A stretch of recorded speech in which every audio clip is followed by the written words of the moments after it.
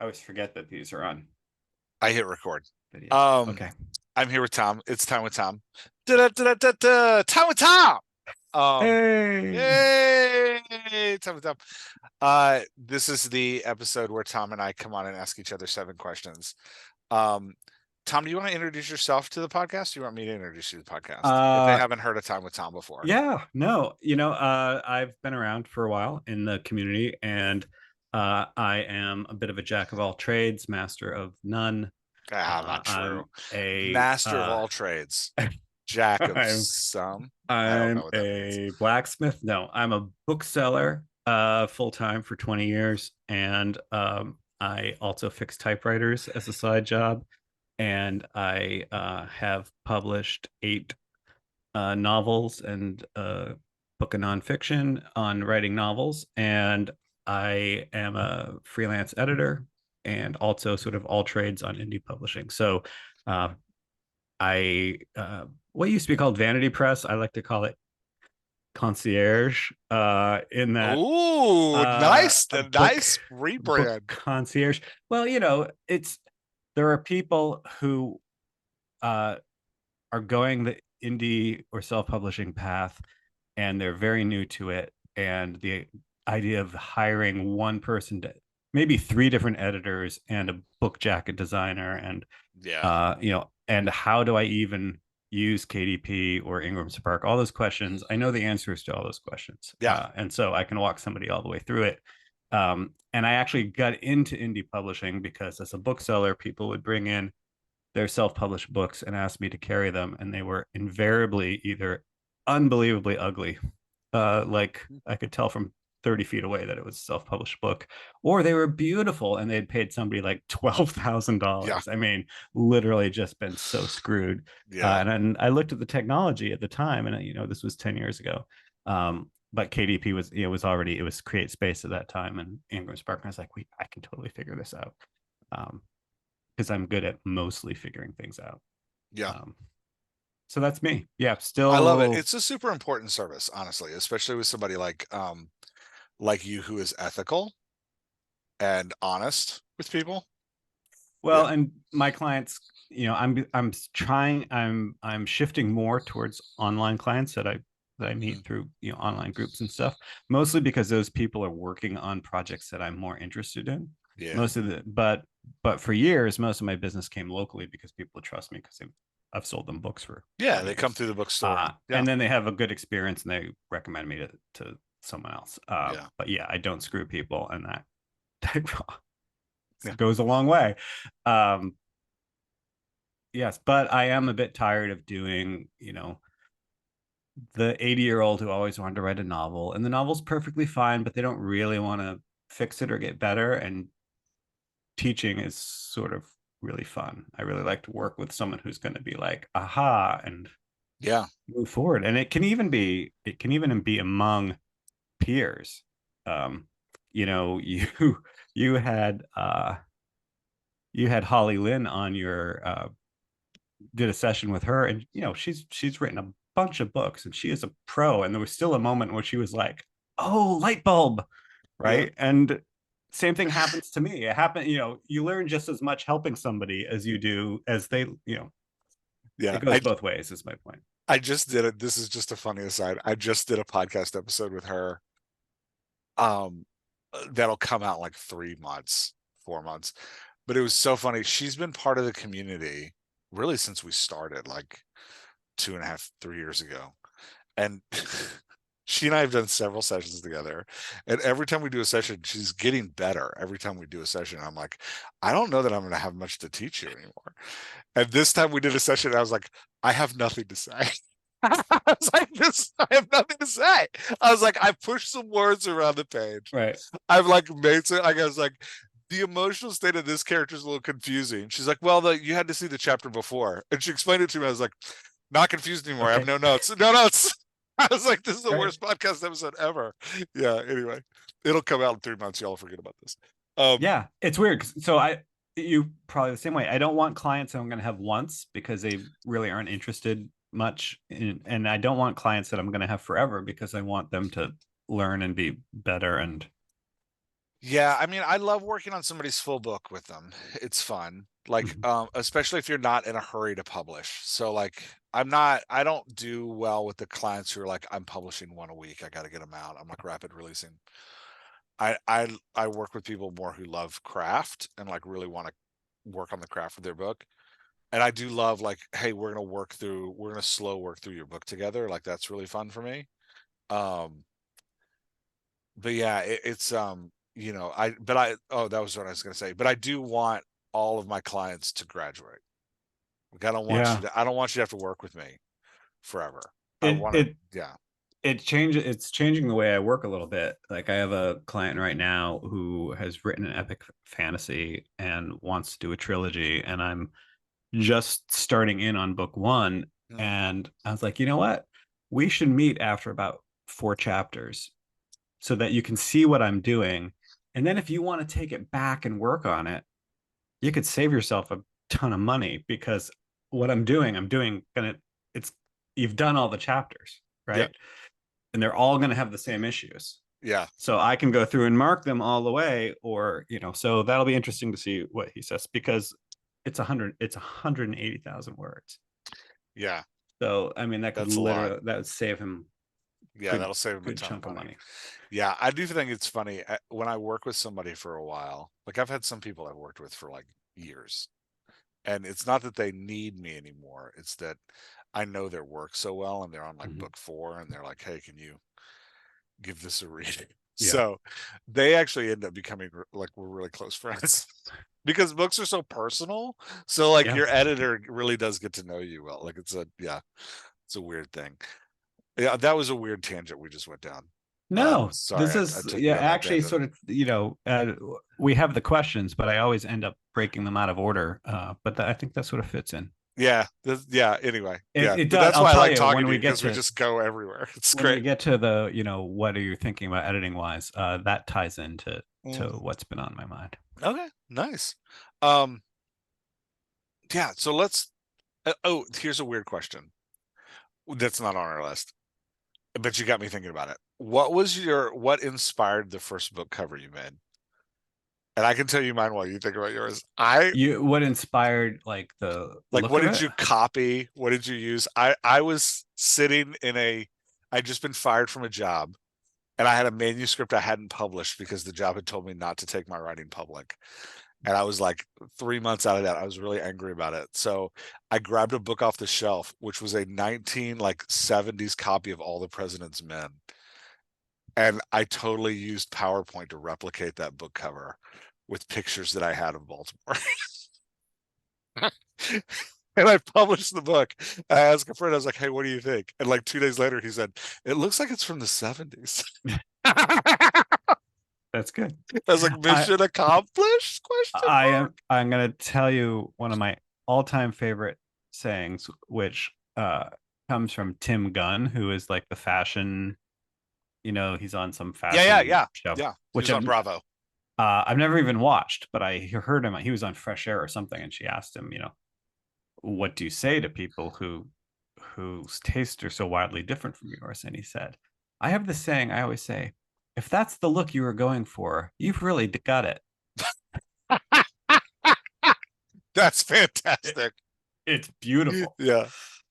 That's what Yeah. you're trying to do. You've really done If that's what you want, it. then you have succeeded.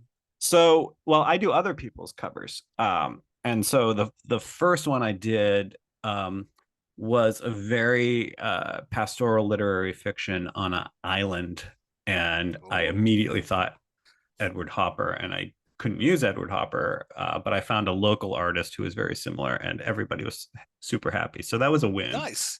The first one I tried to do for myself um, was a disaster. I've redone the covers on my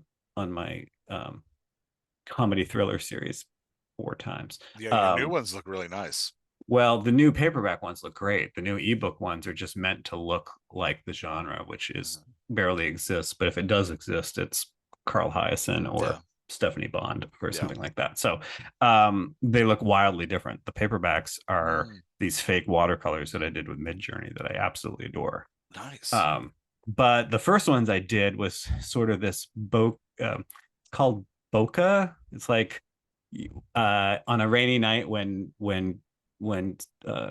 street lights turn into like circles, like, Oh, okay. you know what I mean? Yeah, yeah, yeah. And it was used as a background, and I knew I was writing 3 books, so I wanted them all to look the same. And the problem I had was my character doesn't use a gun, and Yeah. that is the woman silhouette holding a gun is like the Yeah. standard That's the thing. thing. And so I had to try to have her like climbing a rope like the side of a building, and I tried to do all these different things.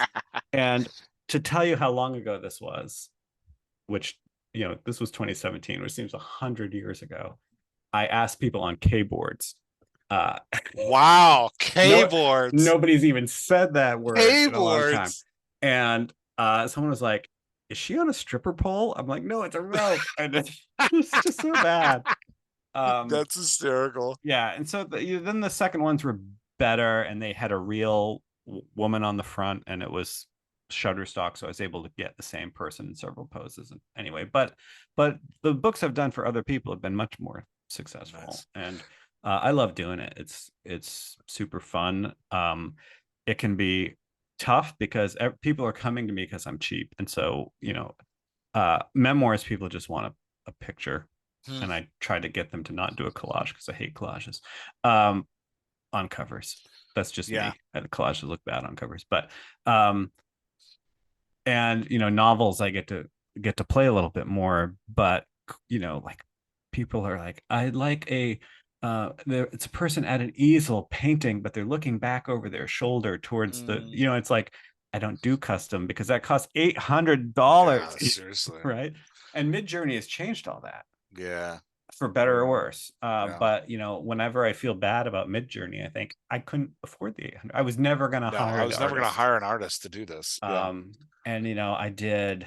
I think well, you wouldn't remember now, but I did this middle grade about a like Japanese folk tale with this girl standing in the woods, and it was perfect, and it was one of Mm. my first Mid-Journey things, and I was like, oh, holy crap, this is easy. you know Yeah, it's um painfully easy. As long as you don't need Painfully easy. hands. As long as you don't need hands in Yeah. the picture, it's fine. Yes. uh You know what's and funny is the more I use Midjourney, the smarter it's getting. It always now hides the hands. yeah, it knows that It's it a doesn't funny do thing. hands. It's like I don't do hands well, so it's like everybody's got their Right. hands in their pockets. Yeah. I get frustrated when people say it's its own art, and that prompting is its own art, because my God, it's not. Yeah, it's well, I mean, I mean, sure, to an extent, but you can also put in like a oh, cool picture of I an put in airplane, and yeah, I like, put in garbage things and it like yeah, spits out. and Yeah. you're like, oh my God, that's amazing. So, Yeah, 10 times better than what I do. Yeah, I'm getting ready to recover my I I have a cover designer who's been working with me since I first published. Her name's Elizabeth mm, Mackey. She's amazing.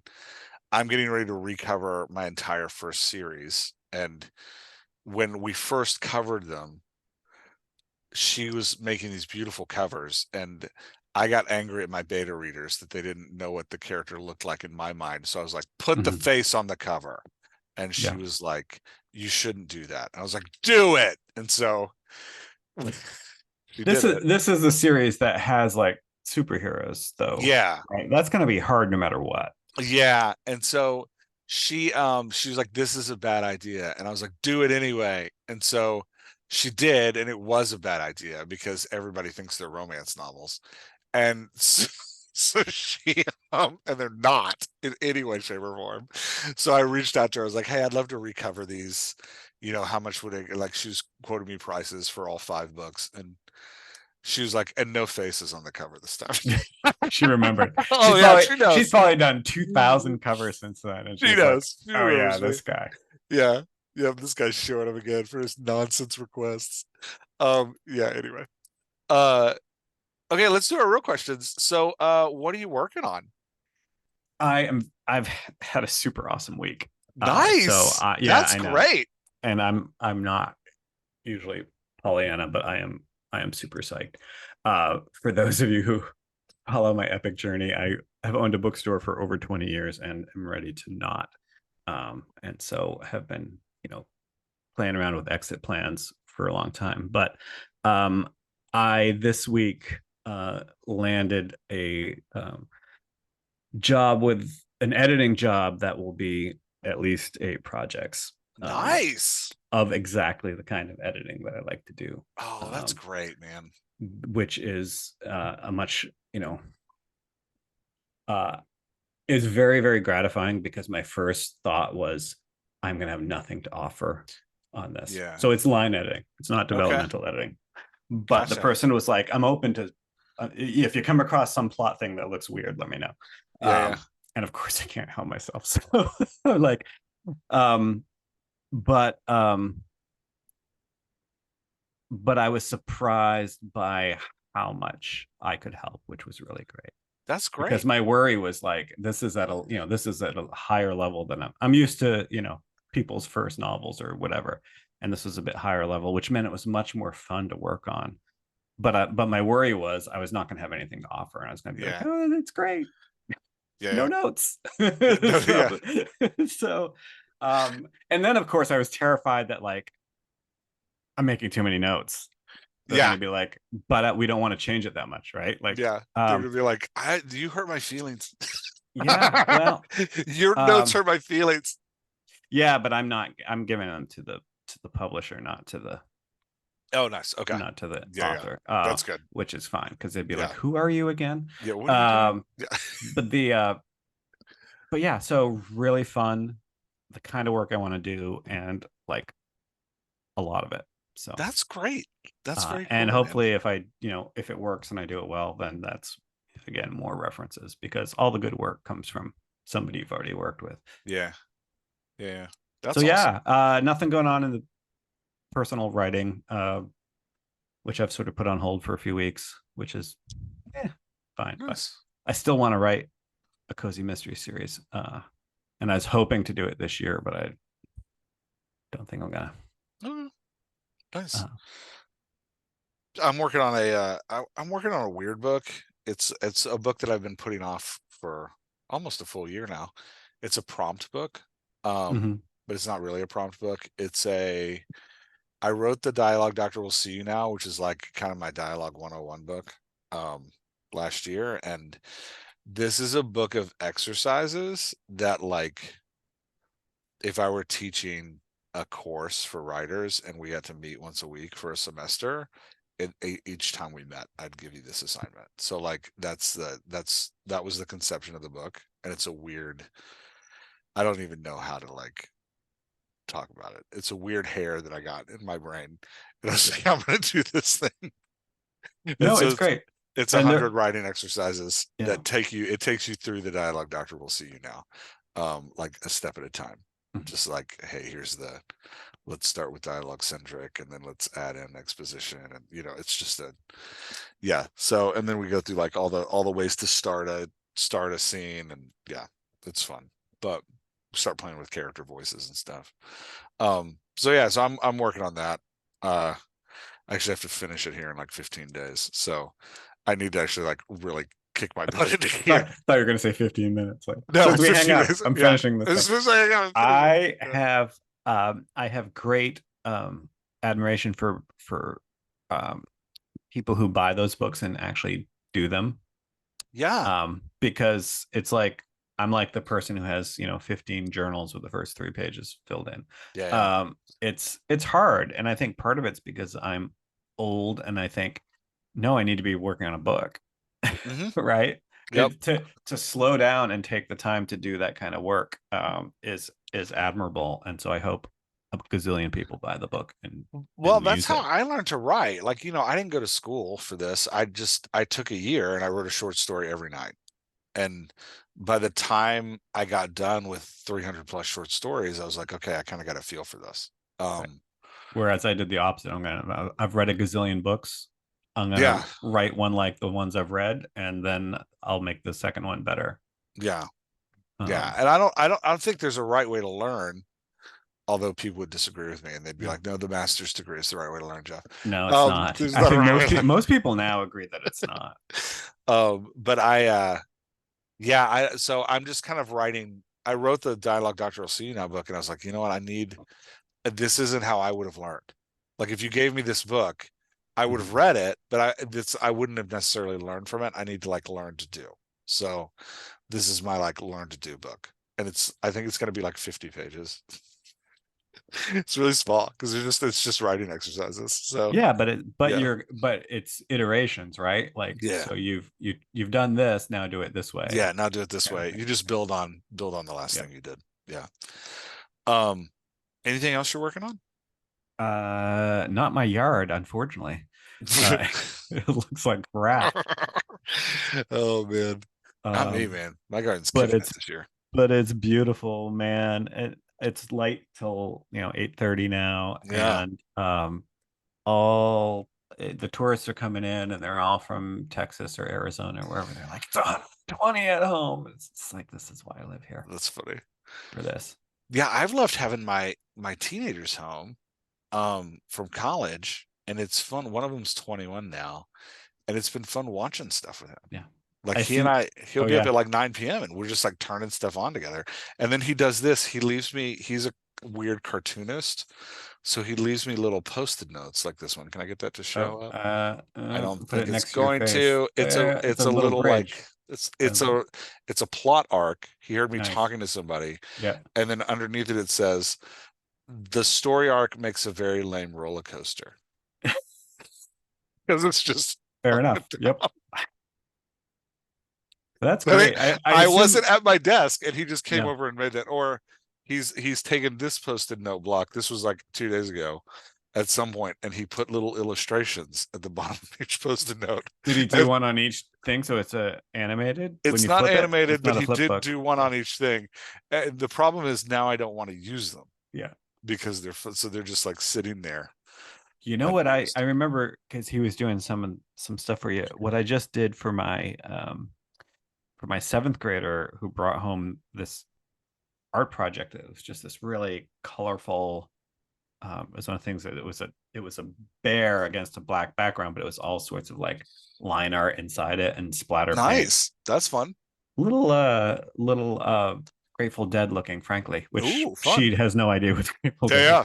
Anyway, I went on Sticker Mule and like die cut Oh, that's so stickers. fun. Yeah, So we've done not that for just him before. Yeah. yeah, not just like stickers on a round or square Mhm. background, but actually cut out, and That's cool. it's gonna be awesome. I That's didn't fun. tell her.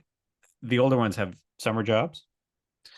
Yeah, all three of my kids are working at a assisted living community. Oh wow, All three of my older kids, they're over the age of 16. waiting tables. Waiting tables. My Yeah, 21-year-old just became a bartender, which they're not, they're allowed 2 glasses of wine a night. So most of his job is trying to catch old people who are trying to trick him into giving them more booze. it it will teach them how to talk to people that they're not particularly interested in talking to. Yeah, So, they're great at it. um, And they're you know, they're they're much more attractive than I am. So the old people really like having them they around. love the attractive They ones. like My the attractive ones. my in-laws are at such a place, and so they have a certain um they're not into the assisted part yet, Hmm. except that there's like a pull chain for help. Yeah, yeah, yeah. But Yeah. They're other in than the that, looks like a independent side. Yeah. but they buy a certain number of meals a month, so we often get invited down at the end of the month because they've got extra meals. Yep. Yeah. My children are the teenagers waiting your tables, Yeah. just wanting to go Yep. home. That's fine. And but the difference between the ones who like engage and the ones who just want to go home is Yeah. And some of the kids are just they've learned it. They've learned the knack. yeah. And boy, that is gonna serve them well. Yeah. And we have a good time hearing the weird stories that come back from, yeah, that's great. Okay. Question number two. We've gone like 20 minutes. We're only on question one. I know. We got like 6 questions to go. I'm telling you, I'm gonna tie these in. I'm gonna tie what we talked At about the into the end, later you're gonna make a questions. big bow. Yeah. Best story you've consumed lately. Okay, this is gonna sound crazy. Oh, I'm excited. Yeah. It's a show on Netflix called Girls Five Eva. Have you heard of it? Okay, I'm And I love excited. it. I love it because it knows exactly what it is and it hits it out of the park. You That's watch this amazing. show and uh, you could watch it and without knowing who the producer was and probably figure it out. But the producer is Tina Fey. Okay. Um, and it has a ton of SNL people in it, but also it has that weird sort of SNL humor where they do like weird little sight gags, but Yeah. also clever stuff. You'll get the vibe. But it has it stars Sarah Bareilles, who was a pop Yeah. singer Yeah. in the 2000s, who Yeah. also did the music for Waitress, the Yeah. musical. Performed on Broadway. Um, Renee Goolsbury, who was in Hamilton. Okay. He was Is this a musical? yes. She was she Okay. was not Eliza, but what's her name? Oh my god, I lived Hamilton every day for a year with my kids playing it. Now I can't remember anyone's names. Um, Yeah. anyway, she's the one who raps in it. Okay. She's great. She's like crazy, crazy, amazing voice. Awesome. Busy Phillips and this woman named Paula Pell, who I hadn't heard of. But basically, they're 40 somethings. They're all around 40 years old. 20 years ago, they were in a Spice Girls type girl group. And in modern day, some rapper samples one of their hits and they're suddenly back in the spotlight. And so they try to start their career over again. Um, and it is goofy, it is dumb, but it's full of Tina Fey socially sharp middle-aged women being screwed. Nice. You know, I will check that dialogue. out. That sounds The great. dialogue's great. The songs are hilarious. Nice. Their songs from when they were like 20 are hilarious. Nice. And the voices are fabulous. Not that just the singing voices, but the character voices are great. Yeah. Tina They're Fey always four of sets up them. amazing characters. All four of them are super distinct and just witty stuff. But the humor is that it's the humor that is almost daring to fall flat. You know what I mean? Yeah. Yeah. It's like Yeah. SNL where it's like, Yeah. oop, that one was a little too stupid, Yeah. but leave it in, Yeah. leave it in. Yeah. It'll be Leave it fine. in. Yeah. It'll make the other ones look better. So yeah, how about you? Mine is radically different. Yeah, My 21-year-old and I watched a Netflix show called Patrick Melrose.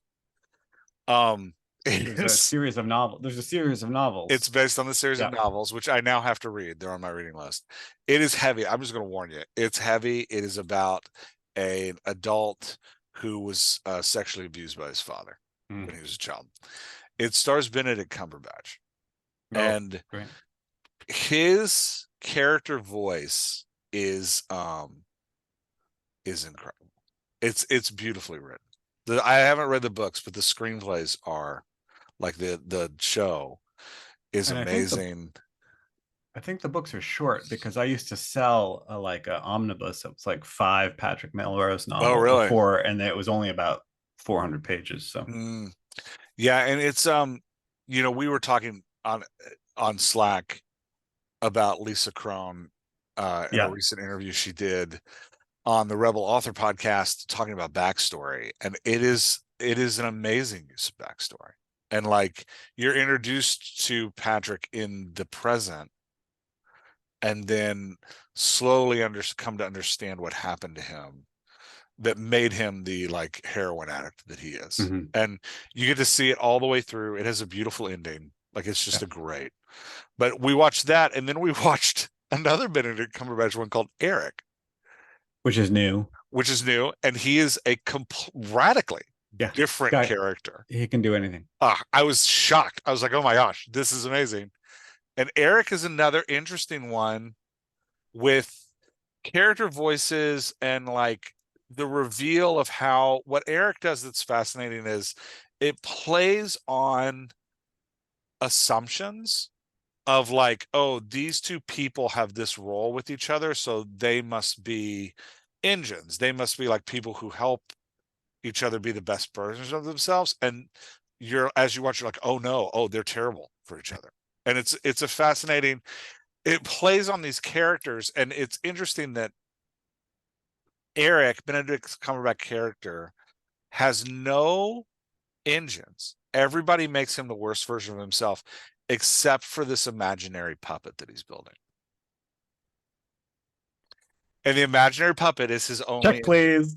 The imaginary puppet is the one character that encourages him to be the best version of himself. Everybody Wow. else makes him into the worst version of himself. But he's got this one giant monster that follows him around. making Awesome. him, yeah, and it's great. It's a great show. My shouting check please was a reference to Being John Malkovich, Yeah. which Yep. I have the DVD somewhere. I keep Oh, it's thinking so that great. my 15-year-old is ready for it because they have a super absurdist sense of humor. But Yeah. there's a scene where Catherine Keener says to John Cusack, "So what do you?" They're at a bar, and she says, "So what do you do?" And he says, "I'm a puppeteer." And she says, "Check, please." It's And it's hysterical. one of those Yeah. things that has lived through my marriage for the last 25 years. Yeah, talk about it, It's a a sign that we want well to. written show. Yeah. Yeah. Okay, story you've consumed lately that is broken. Um, we watched as a family the other night Damsel on Netflix, which has Millie Bobby Brown, who we adore. Yes. I Um, watched it with the it dragon. just, yeah, man. But this, okay, gonna tie this into the Lisa Cron. I hate being on a podcast talking about what somebody else said on a different podcast. Go listen to Um, Sasha's podcast. It's yeah, great. it was great. Rebel author. The She the interviews Lisa Cron. the only downside was that there wasn't enough time. So Lisa Kron was just throwing out these fire bombs, but not Dude, really she getting was throwing some haymakers. not getting time to talk more about it. And I think No. if they did, you realize it wasn't that different than like what I teach or what you teach. And one of them was, the whole point of her saying you have to have backstory. Again, she didn't have time to say you don't put all that backstory in chapter 1 or chapter 2 or chapter Yeah, 3, she does say it right? a little bit. Yeah. She says a little bit, but also because your character has to show up to the page with some sort of deep-seated flaw or need. Mhm. Yeah. And That Damsel just occurred doesn't have, before the yeah, story. Yeah. Damsel just doesn't have that. She's a plucky heroine who decides to save herself, which is Yeah. fun. It was Who's a, put into you know terrible yeah, circumstances and then, pulls herself out of right. it. I Yeah. would rather have seen her um do something, you know you could have envisioned that story where she like cast off her family to take this opportunity, or she Yeah. did, or her, something. She could have had something that she had to redeem herself for, but she really didn't. With the way she succeeds in the story, you really needed like 10 to 15 minutes before where she's constantly told this is how a lady behaves. Right. Because the way she succeeds is by like throwing off her prim Yeah. and proper. So like you'd need like 15 minutes of Mhm. her mother, who is her biggest advocate, which is a weird, but you need like 15 minutes of her mother and father like chastising her about that's not how a lady Right. behaves. You need to behave like a lady. Yeah. Yeah. I did think the father's remorse was a nice touch that I didn't expect. Yeah, it's an enjoyable story that is not memorable. Right. But and also a problem that I think authors have, especially in the way books are packaged and sold now online, is um, you know, uh, I didn't watch the trailer purposely. And Bella was like, what's going to happen if you saw the trailer. And I was like, Bella, I already know what's going to happen anyway. Yeah, Uh, yeah, yeah. but, I'll tell you 10 um, minutes in. we have that problem where if you write something that has a reveal or a twist, you can't, how do you get people that far into the story? Yeah, The first half still has to be awesome, it does. right? And the everything from the beginning to the twist in that was just like it just telegraphed where it was going. Yeah, And then they put out a trailer that's going to tell you anyway, right? So yeah. It was doing it's that thing that drives me crazy, which is we're gonna live in tropes so that I don't have to actually cover this material. I can just wink at you and be like, right. you've seen this before. You know what we're doing. Not in um, a clever way, in a like cheat code way. Like yeah. up, down, down, AB, start. And then All right, now we can move on to the next one. right. And then I haven't had time to figure out what was broken in it, but this afternoon, after I spent 40 minutes on the phone with a bank trying to fix a lost password, I rewarded I rewarded myself by watching the first episode of The Acolyte, which was just meh. I haven't seen it yet. It's That's just the new meh. Star Wars hit or miss for me. Yeah. Like, sometimes they're And even I don't think they've knocked it even out of the park in a Ahsoka, while, but even yeah, Ahsoka, which I thought was way too slow a burn. I mean, Ahsoka yeah, is the most exciting dynamic character, and nothing nothing. Yeah, happens. But still, those characters light up, and that's all the Rebels mm, characters always did. I mean, that was what made yep, Star Wars Rebels great. Was yeah. Sabine and Ezra, and they were all great. And Ahsoka was the best part of Clone Wars. And so I thought this is going to be like action packed, fun, Firefly type fun, and it was just such a slow burn, but it was gorgeous. I It mean, the was beautiful. cinematography, it was It was absolutely beautiful, beautiful. and I didn't Yeah, regret watching it at all. This seems a little bit more. It's funny. I mean, the reviews are terrible because characters aren't white, and so everyone's gonna all the bros are out there yeah. trashing it. Like, All the nerd bros are. Yeah, but several of them do refer to it as CW level drama, and which gives you a sense of like, again, not bad, but just like, yeah. I don't know, we'll Not see. memorable. Yeah. It was disappointing because it opens with a 10-minute scene starring Carrie Ann Moss, and then she's not in the rest of the series, Oh and she kills it. no. I mean, They've ran her out on all the trailers too. yeah, She's the get. it's just 10 minutes, but Oh it's no. really good. It's like the Matrix Yeah. meets Jedi, I Oh mean, man. it's great. I did think I was about to get a whole show with her though. Not 10 minutes and Yeah, then she's nope. out. Yeah. Oh, that So, stinks. Yeah, that's um, tough. Um, I've been rereading. I haven't read it since I was a teenager, but I've been rereading The Firm by John Grisham. and it's not And working, or it is no, the working. story's great. Yeah. It's great. It is what you expect from a Grisham novel. But if I were his editor, I would have cut the first three chapters. Well, I'd leave the first chapter and then cut the next two. There's so Mhm. much like just unneeded exposition. Right. I found myself skimming through it, and I remembered as I was skimming through it, I was like, "That's right, I skipped this stuff in high school too,"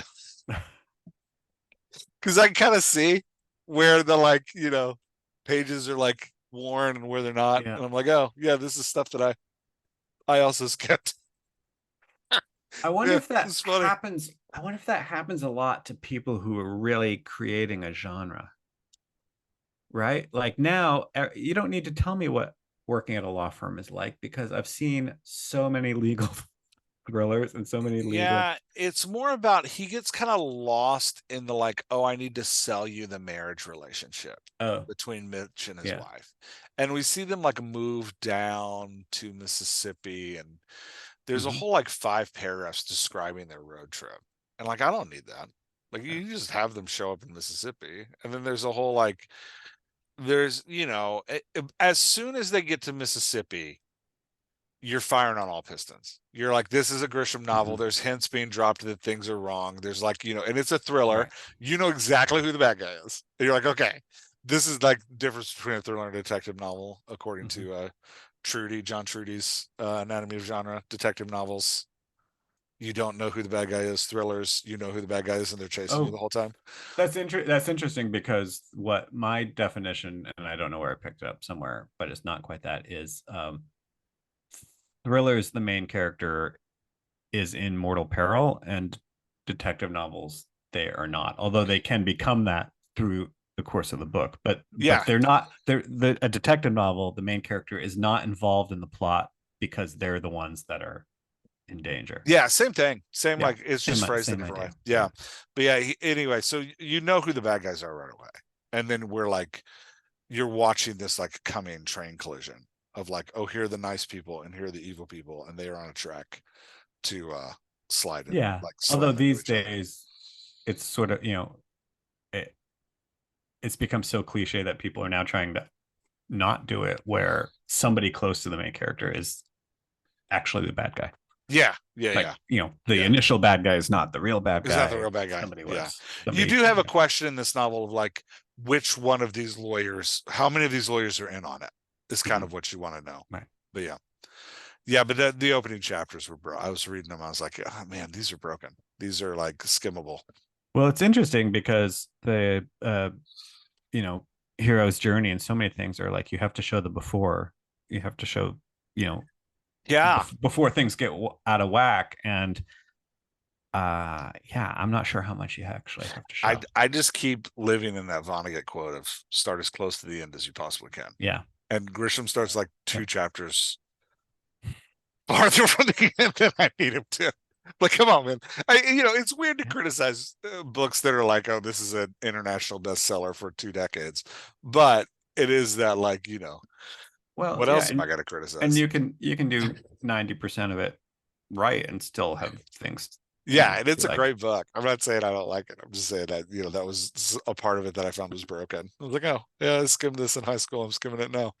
It's just funny. Any other stories that are broken? no, no, we got to get going. Okay. Question number 4. Challenges or questions you recently faced as an editor? um, this is not well. Yeah, let's collapse some of these because it's been going Yeah, already. But collapse questions. yeah, I can collapse questions. Going to collapse like 4, 5, and 6 here together. Um, I What are you think you doing do. to me? I Sorry. think you do this much in the same way I do, but I'm starting to find that it's more and more unique in the industry and actually makes me want to lean into it harder rather than less. But I think having one person doing developmental and line editing makes way more sense than having two different people do it. Yeah, I agree. Because I'm working, and again, a lot of it comes from the stuff I've done with you on voice. And it's like when you do a session with somebody, you're moving sentences around. Hmm. You're line editing. You're Yeah, line editing, but you're line totally am. editing based on your desire to help the author tell the story that they want to tell. Yeah. And if somebody developmental edits it and like the voice isn't good in this chapter, the voice in the, go fix it. That's not that helpful. Yeah. Um, or, and I think about like you and I both did the training, the 3 story method Hmm. stuff. Editor train. And Yeah. and that was the recommendation there was a developmental edit that went chapter by chapter and looked at conflict, and it's all fine, but that just leaves the person with the story that they still have to write, which still needs to be line edited. And then when you hand it to a line editor, if they don't know what what the author is trying to have that character express in that scene, then they can't really help them fix it.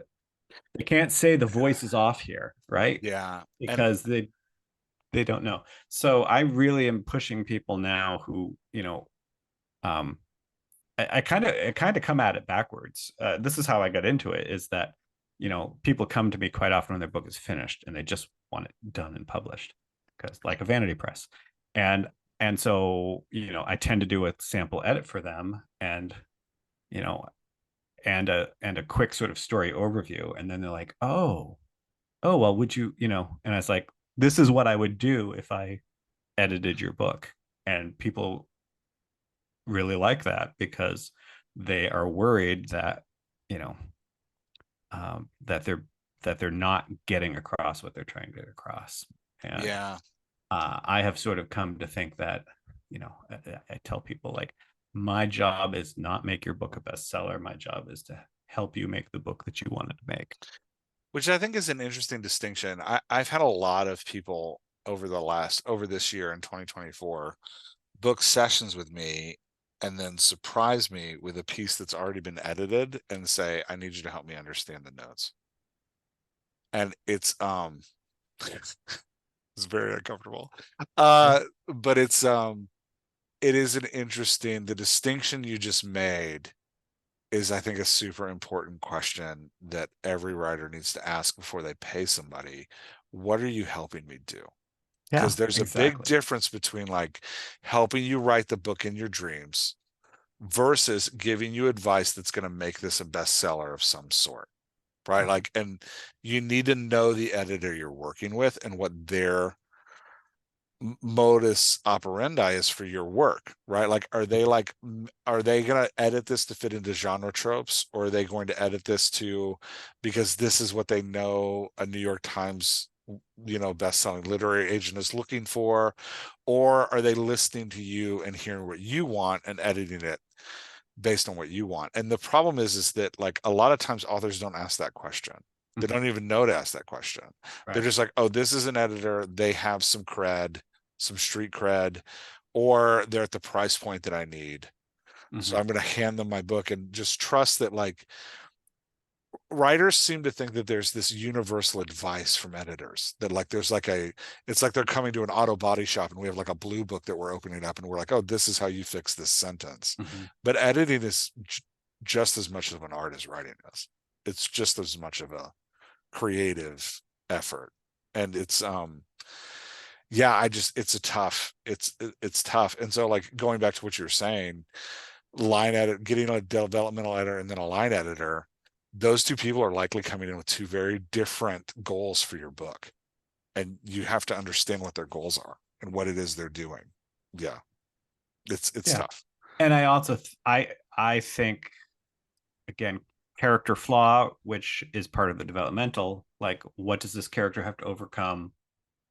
What is the climax? What is a, what is the ultimate climax of the book that is going to be most effective at illustrating their change and growth, right? Like Yeah. those things tie together. Yeah. Uh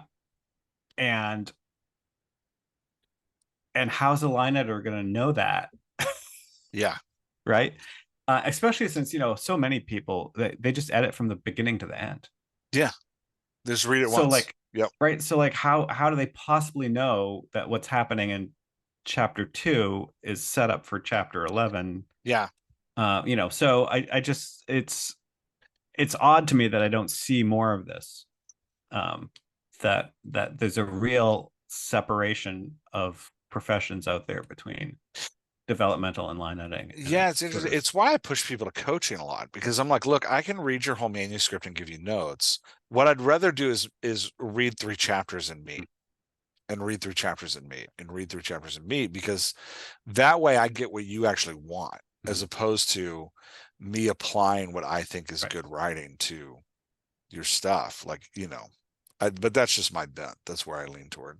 And what I'm doing is I'm putting a comment next to almost every change that I make, Yeah, I do too. saying why I did it. Yeah, I leave a ton of um comments. Obviously for voice, right? Like you're, it seems like your character is supposed to be this kind of character, but this sentence makes them not sound like that kind of character, Yeah, and therefore I would do it this way.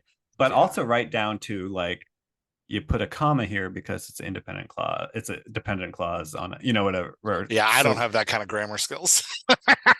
yeah, but that's the thing that can save an author a whole lot of time and of corrections Yeah. in the future. Yeah. So and then if they want to blow by it, that's again their choice, right? Yeah. But so anyway, that's what I've been thinking a lot about, and it ties in with the other questions about editing, what you're thinking about editing wise, and yeah, so Yeah. I've been working a lot with kind of emotional modulation of a character in a scene and across a book, trying to understand that in a deeper way as I edit and read things. Really starting to question like time versus change. What's the like, is there a possibility there? What does that feel like in a scene? Is there too much change in a scene? Is it possible to run too much through a reader? Is there too little change in a scene? There definitely is. But like, I'm kind of playing in my head with like, what's the axis there? And how does voice modulation work? Like our rule of thumb that we talk about right now, the dialogue Dr. Coaches talk about is that like when you're modulating every segment of dialogue or every beat of a scene, you're allowed to change one thing about a character voice. Just one. You can't change more than one. And I'm starting to ask, like, I wonder if that's true. And so as I read things, I'm really starting to kind of look for how are modulations happening and when are they happening. mhm. Um, but yeah, that's the issue I'm pondering And lately. over the, it's something I've been thinking about tied to that too, is you really, a lot of your teaching with the dialogue daisy or the character wheel is how a character modulates in a scene, Mm-hmm. but then you also want that character to modulate over the course of the book. And Yeah, so that gets complicated. it gets complicated. And our rule of thumb has been like, hey, pick one. If you have three things that define the character, change at least one of them, and don't change all three of them. And Mhm. so, like, I don't know that that's actually solid. That was kind of as I was feeling things out when we first started talking about voice modulation. From what I read, that made a lot of sense to me. But now I'm Mhm. starting to question my own hypothesis and be like, I don't know that that's the best advice. It feels like shorthand. It doesn't feel like something I've actually weighed out. Yeah. So I'm Although, I'm approaching that now. and I don't know if there's something that you said directly or an inference that I made, but how I sort of thought of it was if you're looking at the dialogue daisy, you have the modulations around it, Hmm. and at the end of the book, one of those modulations has moved into the center. A lot of times, yeah, at the end of the book, you're moving, you're adopting one of the Right. So modulations, and the this modulations all person, take like baby steps. right, So you're like, yeah, right. So at the beginning, they sound like they're this standard, but at the end, they sound like they sounded with their, you know, loved ones, secure loved ones at the beginning, but now they yeah, sound like that with more people with more because they're, people, yeah. yeah, whatever. And we're like, I always talk about like, hey, is that a growth into a better version of this person or a worst version of this Mhm. person? Because that determines whether this is a triumph or a tragedy, right? Like, Right. yeah, it's an I like to like this is I'm such a nerd. I like playing with like minute questions of craft like this. Like, I Mhm. don't know that this answer will change anybody's life, but I'm gonna sit here and screw with it until I finally have something, until I have some kind of formula that I can be like, Mhm. here's how we digest it. But yeah, anyway. Um, all right. Do you want my question for you? We have surprise questions for Yeah. each other See, at the well, end. I already gave mine, which was, Did you? well, yeah, like, do you think this whole thing about developmental and line editing is like, are we crazy or are we right? I mean, I feel like we're right, but if you look at like Reedsy, there's developmental editors, there's line editors, Can I and can I take the question, because we've talked about this, but can I take the question a little bit deeper? yeah. Way that I'm actually like something that I'm honestly struggling with is we've come through this season in the publishing industry where we were all, not all, a lot of people were writing to the Amazon search bar. They were like structuring their books so that the search bar would put them up above. And I'm using Mhm. the word search bar instead of algorithm because algorithm feels like a weird nebulous cloud that I don't fully understand, but search bar is something I know.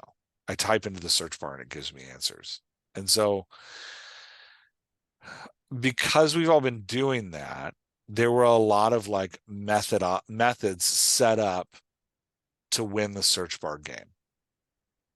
And those methods rewarded trophies, right? Like the number one bestseller on Amazon, or like people would combine, they'd write like for a while, people were writing um what do you call them? Like group novels where they're all like writing a short story and putting it, and they were writing anthologies Mhm. because they figured out that if all the authors leveraged all of their groups, you could get that anthology on a USA Today bestseller list because they were looking at ebook sales. Right. So you could like win that trophy by playing that game.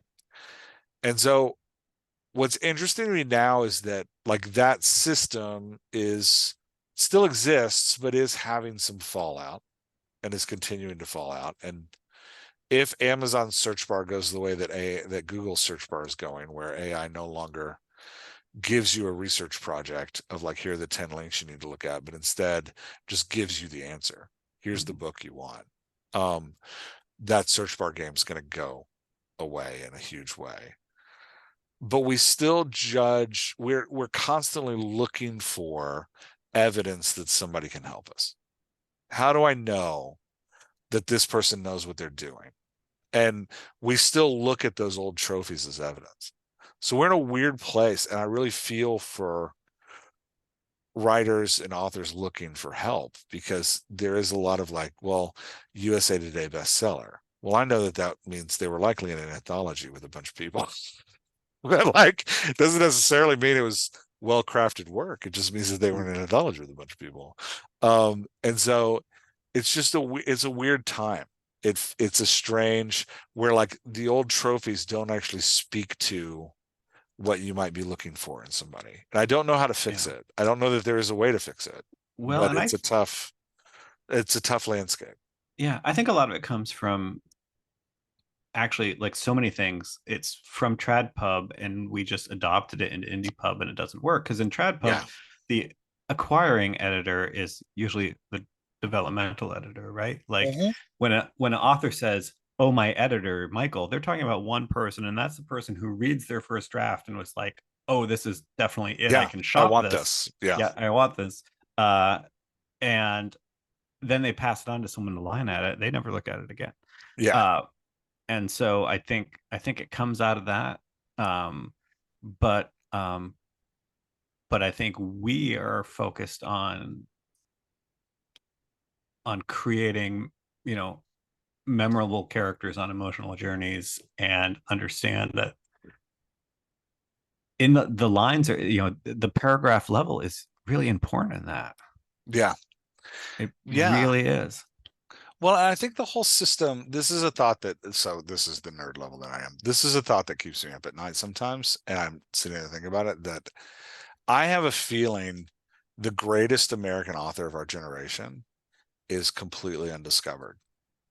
Because, like you were saying, the way that TradPub has changed in order to sell more books is author platform matters so much as to whether or not you get published.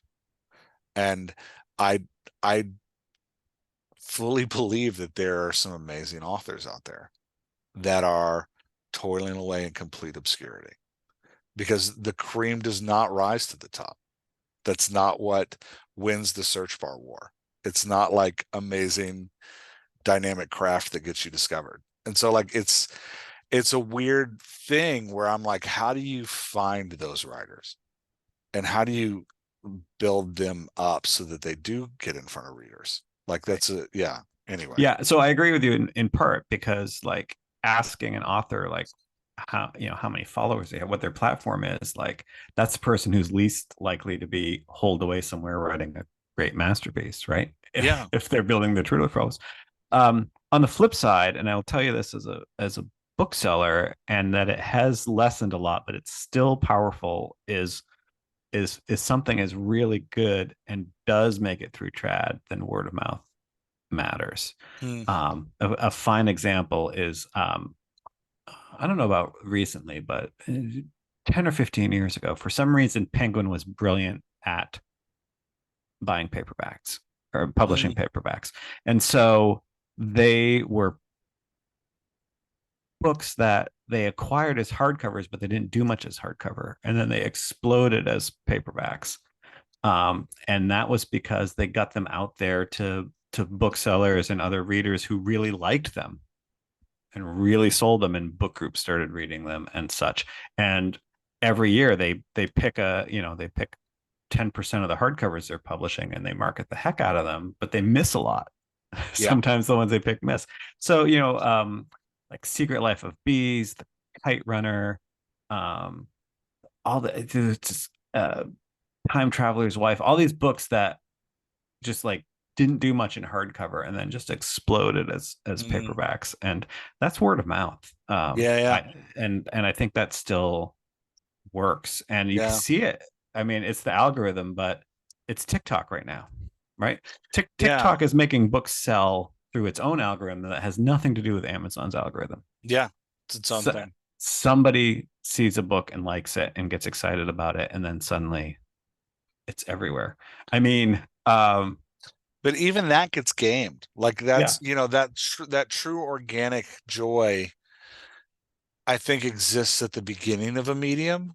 Oh yeah, it'll be totally over in 6 months. But But it's being gamed now where like people are like, oh, this is how you do this post to right. get your book noticed by a bunch of people. Yeah. But right now, the result of that is, you know, uh, books like This Is How You Win the Time War, which was published 15 years ago and it's suddenly on Yeah. the It's all bestseller of a list. sudden And back. that's Yeah. all, you know, right? So Yeah. that's fabulous. Or, you know, someone like Sasha Black, who really is a unique personality, who has found a medium that it works for. Yeah, and she just totally. cut through, screw Amazon algorithm, right? Yeah.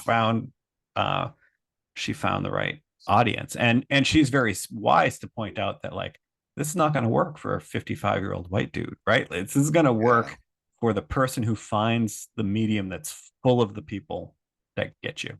Yeah, and I think I'm not downing, just to be clear, I'm not like, I don't want to sound like, oh, people who write to the algorithm are terrible. I'm not saying that at all.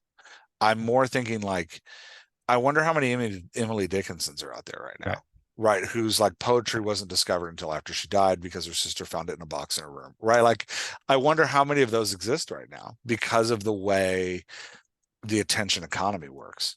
Yeah. That like, how many Emily Dickinsons do we have? And part of me is like, and I wonder if they're findable. And I don't know Yeah. how to do that. But Can I can I give you a really sad answer? no, I'm already pessimistic. What are you doing to me, man? My fear is that there's not nearly as many as you think because, um, as has been pointed out, we no longer know how to be bored. Mm. Um, that there are people who are doing super amazing creative things. My God, we were at this outdoor sculpture garden a few weeks ago where somebody was using old auto parts to make these giant sculptures of like bison. I mean, it was just mind-boggling That's awesome. cool. Yeah. Mind-boggling awesome. It must take them so much time. And those people are still out there, but there's other people. I worry that like I worry about this about my kids constantly. It's like you can't do something creative if you're constantly consuming other people's stuff. Yeah. Yeah. Uh, There's definitely something there. and there used to be, driving when there was nothing good on the radio, you were bored. Mhm. You were thinking about something else. Standing Yeah. in line at the bank, you were bored. You were thinking about. We're never bored anymore, Yeah, that's true. I think it stifles creativity. Yeah, and I think part of my grumpy old man attitude is just I'm fairly exhausted right now by hypercapitalism. I'm just like, just personally, I'm just tired of it. Like when I see it in places, I'm like, the like go go go sell sell sell mentality Yeah. just makes me tired. I'm like, this is exhausting. Oh, this is the worst. So part of me, the glimpses of it I get in book selling, I'm like, I can't. What is happening? Um, get off my lawn. I get the All get right. off my lawn mentality. All Um, right. What do we got left? I think that's it. I think we're done. All We right. can Did we you can ask end me a on get off my question? lawn. Yeah, We get just off my talked line. about it. Yeah. Actually, this was my question for you, which is appropriate. How are you changing your advice for new authors in this ever-changing world? Uh, learn how to tell a good story and learn, and this is what Liz, again, keep coming back to this Lisa Kron thing when she was saying like don't talk about plot because once you talk about plot that's all people talk about. um when I say tell a good story, I mean tell a good story about deeply real emotionally flawed characters. Yeah, Put them in whatever situation you want. I don't care. yeah. But that's why the dialogue doctor is great because the voice is the special sauce. Thanks, man. I It appreciate is. that. I love all the, especially the dorkier the names, like all the Save the Cat stuff. I love it because it all makes sense to me. It makes Yeah, sense to my it's perfect strategic brain, sense. Yeah. and it's valid, Hmm. but it is all empty without emotionally compelling characters. Yeah, And the reader will feel it. And as she said, especially the movie watcher feels it. yeah. And I think this is a good positive note to end on. Part of what I love about helping people write great characters is that I really love people. I do. I have a deep love for people. My wife and I were talking about this. We were joking with somebody recently. They were talking about going to the beach for vacation so they could be all alone. And my wife and I both started talking about how we always go to the city for vacation. And we like get as around as many people as possible because she and I just both love being around people. And so, and I'm an introvert. I'm not an extrovert. People make me really tired, but they're like the thing that I can't quit. Like I just love, and that's part of what I love about working with authors is you're creating these really amazing people. And like you have them in your head. They're Yeah. there. We just have to get them out of your head and onto the page. But there, yeah, that's part of what I think is beautiful about writing is that it is this weird act of creation that's like making people, which is fun. Yeah, when you Yeah. that's a nice place to end. When you listen to anyway, I was talking with Mary the other day about that, about why I like first person, because it's just another voice, and Yeah. it's a voice that is already there for you. What a lot of people miss is that you also have to create the voices for all the other characters. But You do, yeah. if you're doing first person, that main character is probably somebody who's been rattling around in your head for quite a For a while, long time. Yeah. and that's fun. Yeah. Yeah, so that's good. Positive for you. For me, I love watching people. Don't really want to talk to Do we want to like stay over there? Stay over there. them. That's funny. Yeah. Yeah. All Yeah. right, I'm gonna hit stop. We can All talk right. a little bit more. Sure.